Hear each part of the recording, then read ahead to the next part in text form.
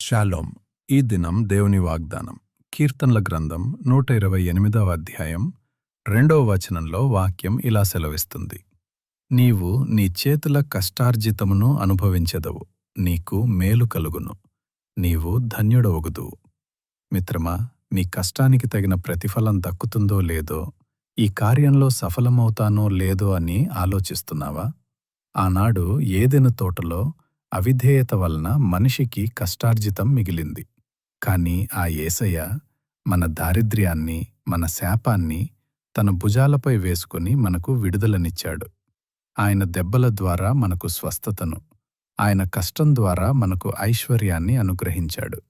నేడు ఆయన రక్తంలో కడగబడిన నీకు నీ కష్టార్జితం వృధా పోదు, నీవు ధన్యుడవుగుదు అని వాగ్దానం చేస్తున్నాడు.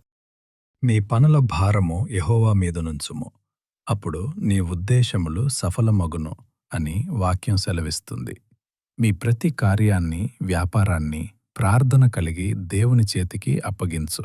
ఇశ్రాయేలీయులు ఐగుప్తులో కష్టపడినప్పుడు వారిని వట్టి చేతులతో పంపని దేవుడు ఈరోజు నిన్ను కూడా వట్టి చేతులతో పంపడు.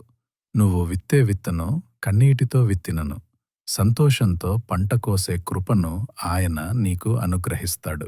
భయపడకుడి. ఆకాశ పక్షులను పోషించుచున్న పరమతండ్రి తన స్వరక్తం ఇచ్చి కొనుక్కున్న మిన్ను, మీ కుటుంబాన్ని తప్పక ఆశీర్వదిస్తాడు. ఆయన నీకు తోడయుండి మీ చేతి పనులన్నిటినీ ఆశీర్వదించి నీకు క్షేమమును, మేలును కలుగజేసి నిన్ను ఘనమైన మార్గంలో నడిపించునుగాక.